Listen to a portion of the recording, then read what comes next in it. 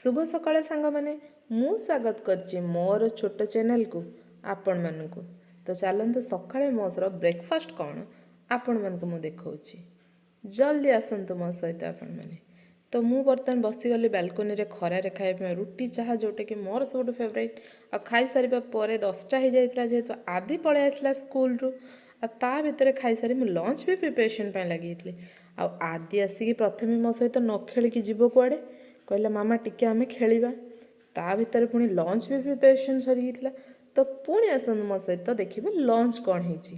आज लंच रे पाखापाखि 7 ରୁ 8टा आइटम आमर होइतिला। तो लंच खाई सारे पर बापू पो तो अलग आइंस खाऊले आम मैंने जेहतु भेज खाऊलु। तो पुणी संध्या होगला। संध्यारे रोषेई घर को हठात पशिगला बेलू पूरा सरप्राइज मिलला जे हजबैंड आज रोषेई स्टार्ट करदे। मु पुओ को छाड़ी आसला बेलू ट्यूशन रू से रोषेई स्टार्ट करदे मत सरप्राइज देवे। तो चलतु मो सहित देखिए हजबैंड कौन बनई। तो देखला बेलू मो फेवरेट पालक परोटा आउ चिल्ली कोबी। ताकू तो खाई सारे पर राति रे जो आत्मा शांति पूरा। तापर जो कि निद बापरे। Good night friends. मु तो चली शोया पे।